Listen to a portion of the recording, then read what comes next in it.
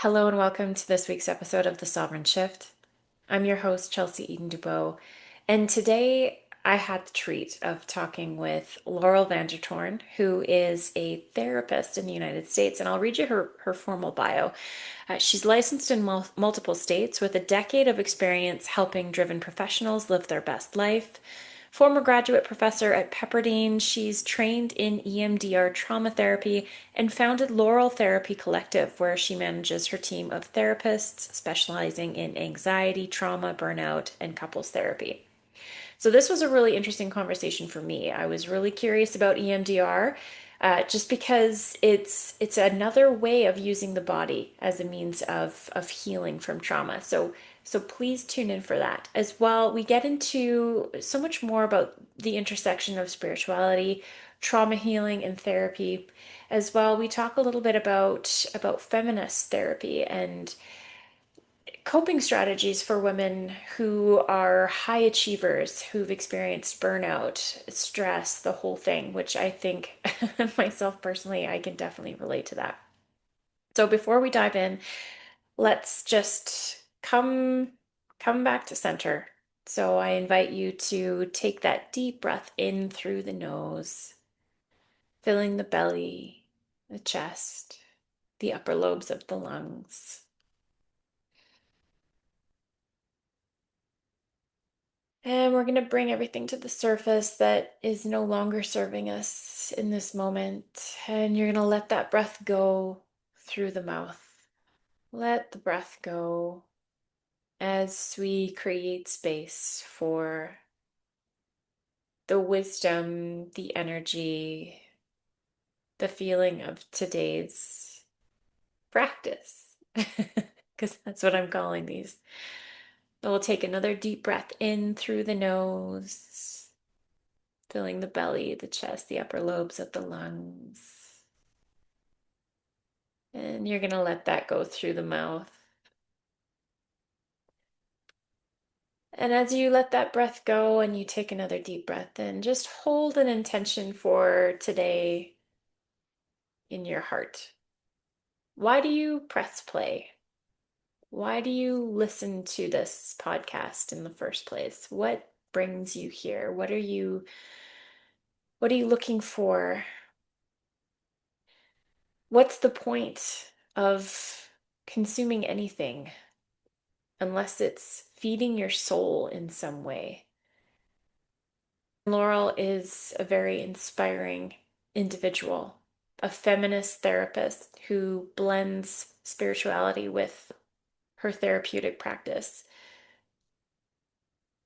and is a beautiful force of nature, of activism in her country as well, in the United States. So please take a moment, drop in, and enjoy this conversation because I certainly did. I'll see you on the flip side. Welcome to The Sovereign Shift, the podcast for women ready to reclaim their voice, their nervous system, and their power in a world that demands they stay small. I'm Chelsea Eden Dubeau, founder of The Sovereign Shift, creator of Woo Breathwork, and your guide on this breath-led journey into sovereignty of self, system, and spirit. Each episode, I sit down with powerful women, thought leaders, everyday revolutionaries, and allied voices to explore the real, raw, and radical path to embodied sovereignty.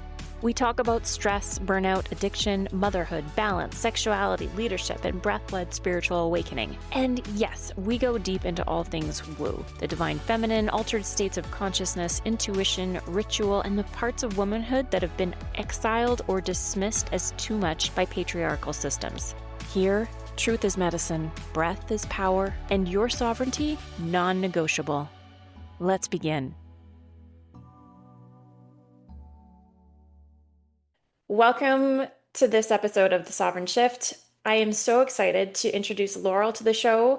Laurel is a therapist, and we're going to dive into some really, really interesting topics, really important topics, I think, especially if you're a woman who is operating in the modern world, you're navigating stress, family, work, and spiritual awakening, and really coming to terms with the past, your Mm. past, and Hmm. dealing with a lot of that stuff. So, hi, Laurel. Thank you so Hi. much for being here.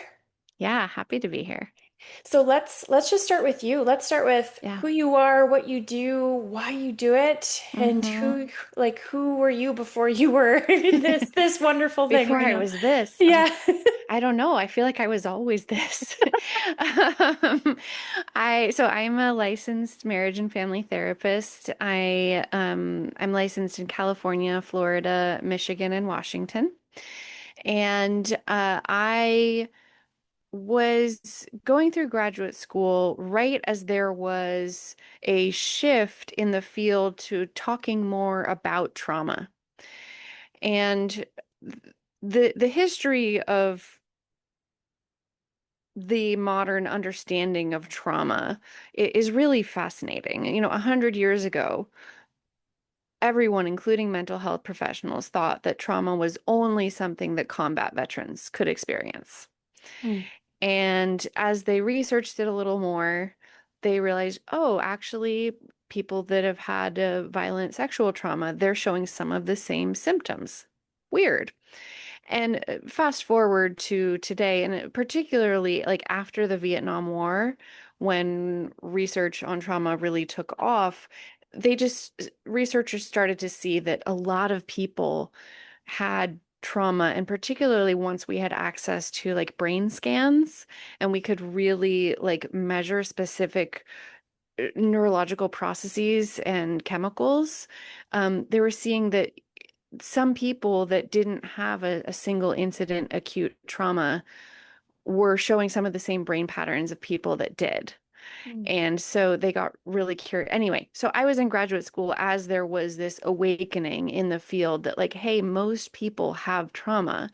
And I really benefited from that. I had some incredible teachers and clinical supervisors and mentors that encouraged me to pursue this interest in working with trauma. And I early on heard about EMDR therapy, which I know we're going to get into, but it is a, science-backed kind of a weird approach to treating trauma that has like kind of an astronomically high success rate. And so I did that even before I was fully licensed to practice independently. I got to go through that training, and I've used it as one of the primary modalities to help people that are coming into my practice, whether it's sexual trauma or being neglected as a kid or fear of flying or whatever it is someone's coming in with. It's such a versatile tool, and I'm just so passionate about it. So that's who I am. I work with a lot of really high achievers that are wanting to feel a shift and wanting to stop managing through life and actually heal and get to enjoy and be fully embodied and present. So when we talk about EMDR, Hmm. what does that stand for? Like what is that exactly? Can you explain Yeah. what that is? I love talking. I'll talk about this as long as you want me to because I'm so passionate about it. I think it's such a powerful tool, but it's also really misunderstood. EMDR it stands for eye movement desensitization and reprocessing. And it is an evidence-based treatment for trauma. It was first developed for combat veterans, and then they expanded it, and now it works for many, many things. And it can also work for complex trauma. So what it is it's an 8 phase model, and phases 4 and 5 get all the attention because they're kind of like the weird, unusual ones. And Okay. the other phases look a lot like therapy as most people think of it. But there's a history collection and a preparation phase and a targeting phase, which is where you're figuring out what memory or image or idea or body sensation are you going to process using this technique. And then the EMDR therapist guides you through either eye movements or tapping side to side or listening to tones side to side in your ears and guides you through walking through this trauma again. And it can be very intense and very uncomfortable. That's why the preparation and resourcing phases are so critical. And don't work with an EMDR therapist that skips them. But it is this side to side tapping or eye movements, the bilateral stimulation, that is the actual healing mechanism. The research shows that stimulating both sides of the brain while you reprocess something actually helps the brain form different neural connections and store it in a different way. Wow. Yeah. Okay. And it looks super weird and it feels super weird to go through it. And as an EMDR therapist, being so passionate about this, having this be one of my primary modalities for the last 6.5 years, sometimes I still go into a session like, is this weird thing really going to work? And then it does. And I'm like, yeah, well, it worked again. I love it. I am such a Yeah. fan of weird and wonderful and Hmm. like breath work. It's Yeah. science-backed woo, like I Yeah. mentioned. And you just, yeah, the body holds so many Yes. mysteries still and like Easter eggs that Yeah. we're still discovering. And what I love is Absolutely. that we have so much medical literature and studies Hmm. now Yeah. to back it up to say, hey, Yeah. look at this. It works for a reason. Yeah. It's amazing. So Yeah. when you're doing EMDR then, Hmm. is the client supposed to be thinking back to the period of time? Is that how it works? Yeah, so the therapist is very specific in honing in on an exact target. So, I'll pick one that I hope is not going to be triggering to anyone in the audience. Let's say there's a pro athlete who experienced a major injury during a game, like on the field. Then the therapist would be guiding them through like what's the worst sliver of that memory. And it could be the actual physical pain. It could be like hearing the crowd go, it could be getting wheeled off the field, right? And um, helping someone walk through that, stay with the memory. And I like to say it's kind of like going through a tunnel and you come out the other side. Okay. And by the end, the goal, successful EMDR means that you can think about an upsetting thing that happened without having the body reaction to it. And so what do you think contributes to that? I know you mentioned new neural Hmm. pathways and stuff, but Yeah. what is it? Is it just being able to bring it to the surface and process it through bodily Mhm. movements? So it's the way that the memory gets stored. You're categorically changing the way the memory is stored. Hmm. And so I like to say that when something is traumatic, our brain creates little like trauma island. And once you end up on that island, you have no Yeah. way to get off. Okay. And EMDR like builds bridges and like helps like connect it to the rest of your experience so that you can be like, oh yes, that is in the past. It's not happening right now, but you feel that truth in your body. It helps us assign a different meaning to it, Yes. perhaps. Okay. Yeah. And a lot of people have gone through something where they're like, I'm never going to be okay with the fact that this happened. For sure. Yeah.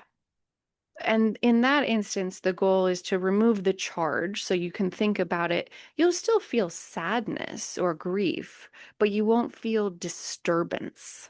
Mm. You Mhm. won't feel that like you're getting pulled back into it, experiencing it again, or just feeling like very upset or like highly anxious. You'll just have that kind of like that like dull ache, like, oh yeah, that was really bad, and I'm okay now. Yeah, that makes a lot of sense. I know that, when we talk about healing in Hmm. whether it's medical community, the therapeutic community, even when it comes to like again, the woo community, right? Hmm. We're really pointing to, integration, Yes. integration of our experience and transmutation Yeah. in order to help Mhm. us get off. I love Trauma Yeah. Island. I didn't Trauma mean to Island. laugh. It's just when I hear something that Yeah. makes total sense, I'm like, Yeah. Trauma Island. I've Yeah. been on Trauma Island. Oh yeah. And you can't get off. You're like, how do I get off this damn No, island? You're going crazy, you where's the know? boat? Like, where's Yeah. I've Yeah. literally lost the paddles.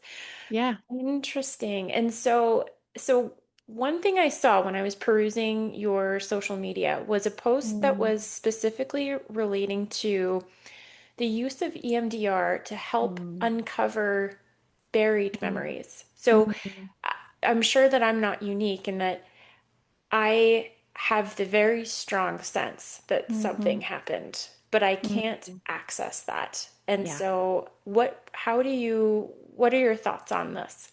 Yeah. First, I need to give just a little disclaimer because the mental health field has rightfully earned some skepticism from the public. There have been many harmful things that the mental health community has done. So, any distrust therein has been earned, and I personally seek to try and correct and fix that reputation. And unfortunately, a couple of decades ago, there was this rise of the use of hypnosis to uncover repressed memories, and almost all of them were of childhood sexual abuse, and most of them were found to be unfounded because there was some priming by these hypnotherapists so I want to differentiate between these like Mm. repressed memories that were actually just someone was kind of suggested that things happened versus someone that has always felt, I feel like there's something that I can't remember. So I just want to differentiate that No, because thank it's you. it's important to me. Yeah. Um, we often have a felt sense of something or a feeling state or like an attachment style that points to something that happened. And when trauma is pre-verbal, or sometimes even like prenatal, um, that it requires a very skilled EMDR therapist. Now, I'm very fortunate. I happen to have a small team of highly skilled EMDR Mm. therapists that have received a lot of supplemental training in working with more complex trauma. EMDR therapy used to be for single incident traumas like a car accident or something that is like a one-time thing, but it's actually quite versatile as long as the therapist knows what they're doing. And the key there is really a ton of preparation and resourcing, giving someone tools and the ability to handle really intense emotional states during processing. For someone that has the sense that something happened, but they don't know specifics, like they don't have an image of it or they don't quite like have a lot of details, we can use EMDR on a disturbing feeling state. Mm. So maybe the feeling state is around abandonment or a lack of safety. And you don't quite know what caused it, but this feeling state is very familiar. EMDR with a skilled clinician can target that. Mm. As long as there's a feeling state that has a body sensation and maybe like a negative thought about yourself or the world, and that you can access that feeling state. And then that's what the therapist would process with you. Wow. And so when you're doing these sessions, Hmm. because you mentioned targeting in the beginning, and so it's Yeah. not exactly you going in and trying to harvest these memories, just that Yeah. they might through the process just come Yes. out themselves. And I have definitely had sessions where we're processing something and someone goes, "Oh my gosh, I just remembered something I haven't like thought about in 10 years. And I can't believe I didn't realize this was connected." Well, that tells me we tapped into the exact correct neural network and it's a related trauma that they, had self-protected from because they needed to self-protect. And then it came up in a moment where they were safe enough to Wow. access it. Yeah. Holy. And so what has doing this work taught you Mm. about the Yeah. people you work with? Humans are incredibly resilient. Incredibly resilient. The mind, just like the body, seeks to repair itself. And sometimes it needs help, right? Just like sometimes we need a round of antibiotics to clear up an infection, or we need a cast to set a bone. Sometimes the brain needs just a little bit of like a course correction to build a healthier neural network. Sometimes some brains need medication or, specific lifestyle adjustment, just like Mhm. bodies do. But the mind is always working towards self-healing. Mm. And it's an incredible honor to help facilitate that. And so the people that you seem to work with most Mm. often, or who are drawn to EMDR, who would you say Yeah. those people are? Uh, I would say our clients are incredibly intelligent, that uh, there is a certain amount of creativity that I feel like makes EMDR even more effective. Okay. If someone is particularly creative and can visualize alternatives or visualize a nurturing, loving part of themselves, supporting a younger part, um, and people that are ready to stop managing trauma and actually heal it. Mm-hmm. We all know what it feels like when you're just kind of white knuckling it through life and you're like, I can do it, but it's really hard. Mm-hmm. The healing process in itself is very intense and very vulnerable. But then there's just profound freedom on the other side. Oh yeah. The healing Hmm. process, I'm sorry, it sucks. Like Yeah. like Yeah. honestly, I know like we don't talk about that enough in any Yes. space. Like actually Yeah. healing is it's not fun. It's not Healing supposed can to feel be. like a crisis. Oh Yeah. yeah. Yeah, Yeah. 100%. Mhm. And so what do Yeah. you see then as the link between, because you spoke about helping high achievers. So Hmm. I'm assuming that they come to you, women probably, high achieving Often. women, Yeah. men Uh-huh. probably Uh-huh. too, obviously. Yeah. But just as a high achieving woman Yeah. myself that went through Hmm. burnout, substance abuse as a result of chronic Mm. stress and Yeah. childhood trauma, Yeah. check mark, check mark, check mark, Hmm. which precipitated healing slash spiritual awake, the whole cycle, right? Yes. Yeah. What are your thoughts on these types of individuals that you've worked with, and how Mm. successful has EMDR been for these individuals? Yeah. It's highly successful with them. My theory, and I don't have, like I don't have academic data on it, but a lot of high achievers are using achievement and work the way other people use substances or other like more maladaptive coping. But work and achievement and, kind of external success are culturally reinforced coping strategies. Now, this is not to say that if you heal, you're no longer going to be successful. It's just not going to be at the cost of your own well-being. Yeah. And so people often come to me when they're kind of like, hey, this whole like achievement thing, it used to really work as a coping strategy and it's not working anymore. And it's scary because when something used to work and then it stops working, it's pretty terrifying. And it feels like, you're a turtle moving through the world with no shell. That's like how it was, I guess, for anyone who's ever tried to quit drinking alcohol, Hmm. like Yeah. who awaken to the sad reality that it's Yes. actually not as Yeah. helpful as we think, Yeah. right? It's And that great in the short term and really bad in the long term. 100%. Yeah. Hmm. Hmm. So what kind of trends are you seeing then in your practice in the Hmm. world? I'm seeing much higher rates of burnout, because again, work and productivity are culturally reinforced coping strategies, Hmm. and they're not always bad. No coping strategy in itself is bad. It's just the excess or extreme of a coping strategy. Hmm. So I'm seeing much higher rates of burnout, and uh, people also have a lot more access to information. Well, there's so much information out there for women, right, about Mm-hmm.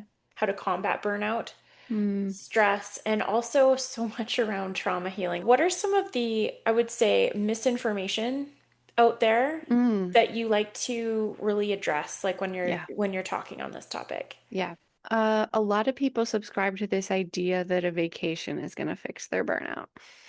Mm. And it's just not true because burnout is a chronic condition and it's a result of months, often years of maladaptive overworking or lack of boundaries around work. Now, sometimes that's the fault of the workplace. More often, it's a combination of people over accommodating work and the workplace having no guardrails, like kind of expecting people to be available all the time. So if you think that 1 or 2 weeks off is going to solve that problem, it's not. It honestly, it takes probably months, if not years, to Yes. get to that point. So then, if a vacation doesn't work, Mm-hmm. what what's the Yeah. solution? Lifestyle change, honestly. And I actually have an approach that I've used with all my clients that have come to me with burnout and some very severe burnout. I have done paperwork for a handful of clients who actually needed to go on medical leave because their burnout was so severe. Oh my goodness. Um, and it can be that severe. It can be really a crisis for people.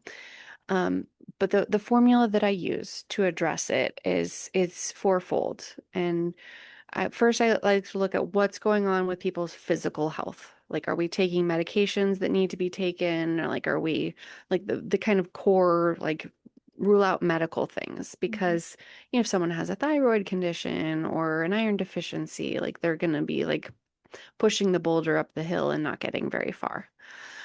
And then the next component is looking at people's behavioral health. So this is all of the stuff that we know we're supposed to do for our bodies and for our minds, but is actually pretty difficult to implement. So this is sleeping enough, eating 3 nutritious meals a day that also bring pleasure, Mhm. drinking water, not indulging in too many substances, not drinking too much. When someone's recovering from burnout, I say, hey, why don't we just give temporary sobriety a try? Just see Mhm. how it goes. And a lot of people end up wanting to stick with it because they're like, wow, I feel really good. Right? Even if they're not struggling with any substance dependence, that it feels better. Mhm. So all of these things, and in particular, I'm sure you are familiar with the research on movement, like just moving your body. Yeah. The short version is for depression, you want to get your heart rate up. So dancing, power walking, jogging, swimming, like get kind of more cardio. And for anxiety, you want to do strength building and regulating the nervous system down. So weightlifting or yoga, tai chi, things that kind of calm.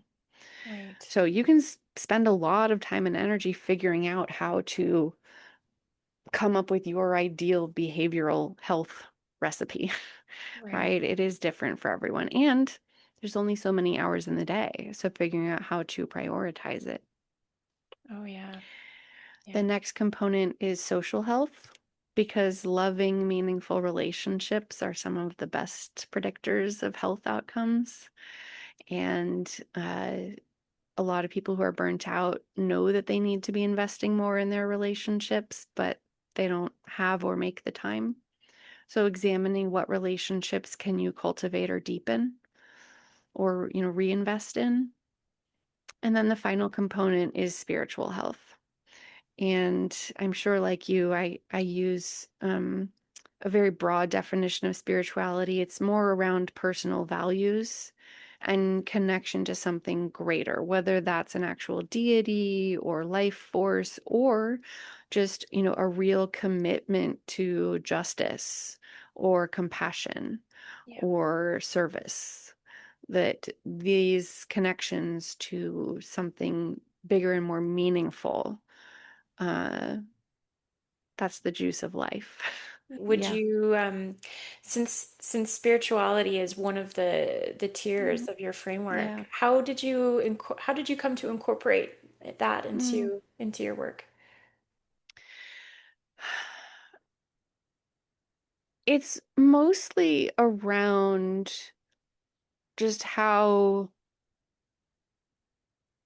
fiercely I insist on showing up authentically with the people I work with. authenticity being a primary value in my kind of spiritual system. I may not be telling my clients a lot about my life, but I still have to show up very authentically and be very present, particularly because I work virtually. So Mm. you have to be extra present. Not only are all the notifications snoozed and, but it is a way of being with people. And then just my my last the last place I trained was a a training facility that specialized in transpersonal therapy. Mm.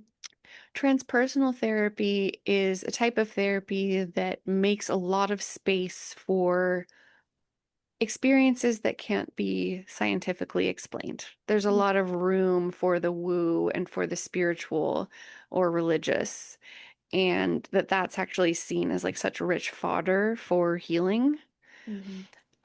I don't know if you're familiar with, there's a titan in our field, um, Marsha Linehan. She developed a type of therapy called dialectical behavior therapy that was developed specifically for people with very challenging behaviors, Mm. extreme difficulty self-regulating, suicidal behaviors, and just people that were really deeply suffering.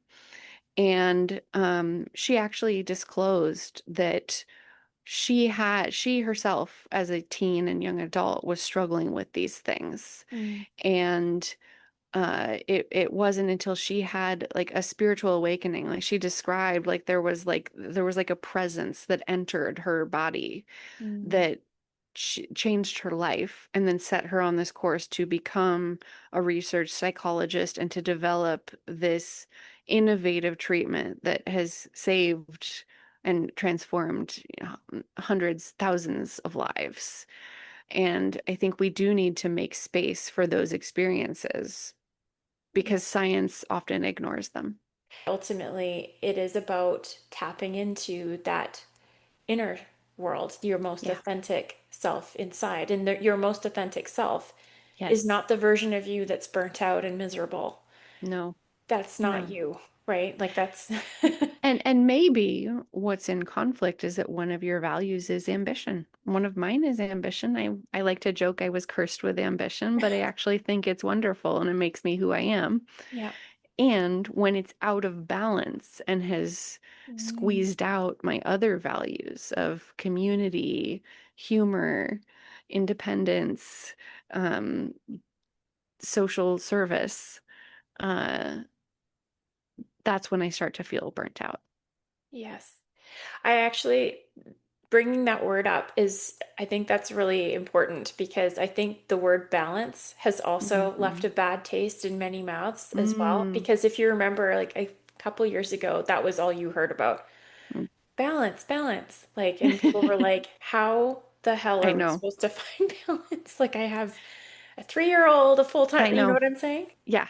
Well, and also like it's often just straight up not possible under capitalism. 100%. Like let's name the real villain here. 100%. Yeah. Smash the patriarchy. Yes. Absolutely.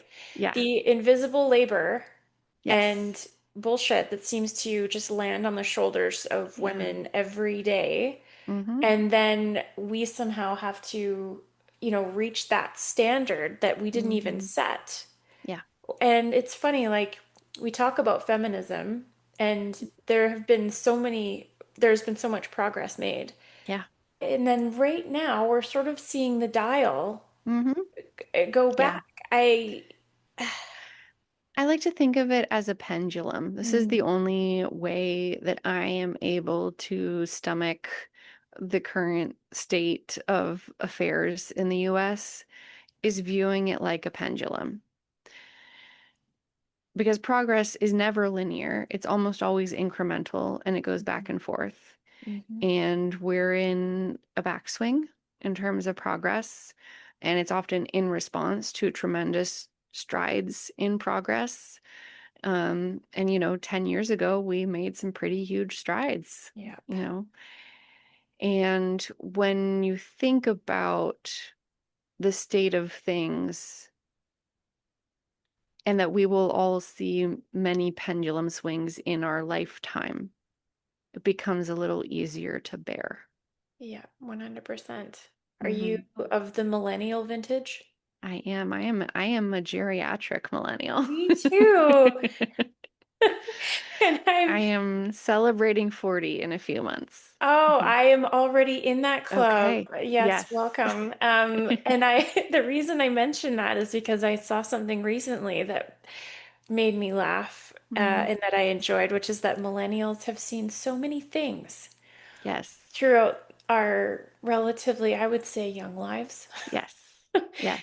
that has really challenged the way we Yeah. view the world, especially Hmm. coming from a place of growing up pre-internet to Yes. And now, thank goodness. right? Yeah. Yeah.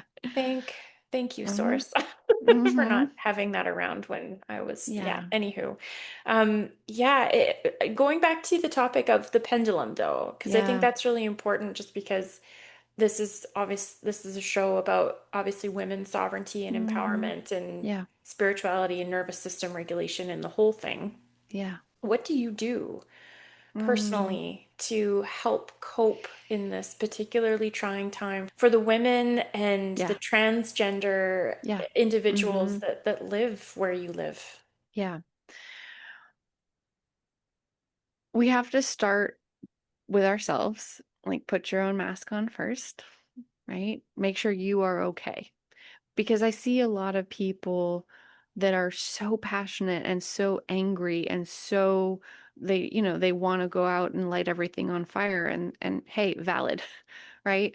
But you can't set yourself on fire in the process. And I feel like a lot of people kind of they burn out in their activism because they haven't taken care of themselves first.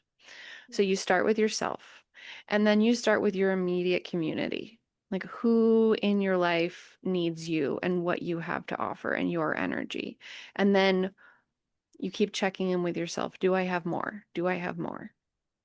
And then you can start to kind of grow from there. For me, my activism has been in my work as a feminist therapist, and you know, nurturing the next generation of therapist talent, and welcoming them into that feminist therapy fold. And then in my immediate community, Los Angeles is a very big area. So I am very fortunate to be part of a women's choir that is very social justice aligned. Wow. And so instead of like going to protests and kind of putting our body in a kind of setting that might be dysregulating to us, we put on very powerful concerts with composers who wouldn't typically get performed, and we commission new works from people of color and trans people, female composers, and try and elevate voices through the arts. And that to me feels like sustainable activism. Oh my God, that just gave me goosebumps. Mm, Is there a place where people can go and find your yeah. choir? Yeah, the choir is Vox Femina, Los Angeles. And our concerts are live streamed. You can watch them all across the world. And, it is like kind of niche, like choral music. This is not songs that most people would know, but that's the point. We're Yeah. elevating voices that wouldn't otherwise get heard. It's so interesting because people are often wondering, like, how can I help? Mm, And you wouldn't think of yeah, singing, but what a beautiful way yeah. to elevate others. Our last concert was particularly resonant. We commissioned a voicing of a storm, a piece called Weather, by a composer named Rollo Dilworth. He had written it for mixed voices. We commissioned him to voice it just for women's voices. And the piece is a gorgeous, very long piece, about the murder of George Floyd and everything that came afterwards. And we were set to perform it around the fifth anniversary of his death. And that weekend that we were performing it, ICE came and was very present in LA. And just to have that concert to perform and give us focus and an outlet for our rage and for all our feelings and our fear just was so transformative for us as performers, but also for the audience to have a place that felt physically safe, but also like emotionally connected and in community. It was very powerful. And there have been many instances like that with this choir. Oh my goodness. So how long have you been singing with them? Since I moved to LA, since they went back in person after the pandemic, so since 2021, and it's wonderful. I just love it.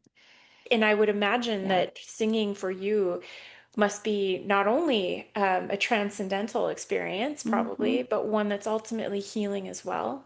Yeah. And to do it in a group specifically, Yes. because our nervous systems are very much responding to each other.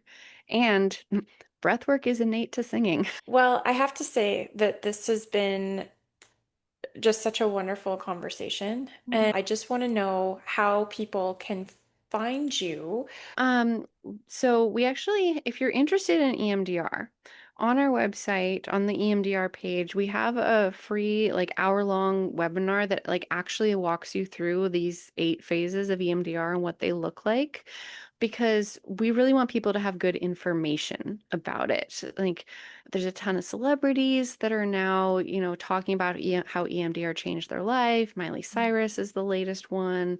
Prince Harry was kind of in the early days before most people knew what EMDR is.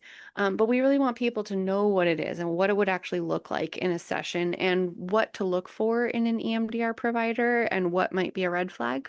Mm. So we've got that webinar that's free to watch on the EMDR page. And our website is laureltherapy.net. And so we've got lots of resources there. We've also got some workbooks for couples or for anxiety and stress. We've got lots of resources because we recognize not everyone is ready or interested in therapy, and we still want people to have resources and information. And I forgot to ask this, but as you're talking, Yeah. can you do the EMDR online? Yes, and we do. Yeah. Okay. So our team, we have providers licensed California, Florida, Michigan, and Washington. Wow, that's amazing Yeah. that you can do it Yeah. virtually because you can just Yes, help so many more people, I would I know. imagine. Yeah. And particularly with trauma survivors, they don't always want to like go to therapy and then like go out to the parking lot and find their car and drive home. That can feel really weird and dysregulating and kind of like you're undoing some of the work. So being in the comfort and safety of your own home, maybe you have your pet there, you can just like, do some breath work or like Mhm. do other self-regulating exercises afterwards to just like elevate whatever happened in the session. Okay, wonderful. Yeah. And final thoughts. What would you say to someone who is struggling right now and looking for Mm. ways to kind of take back some control Yeah. in their lives, whether that's healing or whatever the Hmm. case? Well, just making small shifts in one of those 4 categories we talked about, medical, behavioral, social, or spiritual. And then also sometimes it really is just about how can you improve the moment. Mm. Like right now, after we hop off this recording, I really need to drink some water. That's going to improve the moment for me, you know? Or maybe you put on some beautiful music, or that there are little things we can do that really can ground us more than we give them credit for. Mm.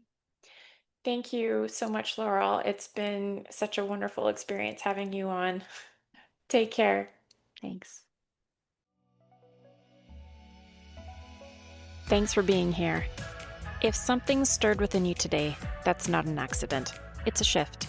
To go deeper, visit thesovereignshift.ca, where you'll find breathwork audios, resources, mini courses, workshops, and programs to support your reclamation, body, mind, and soul.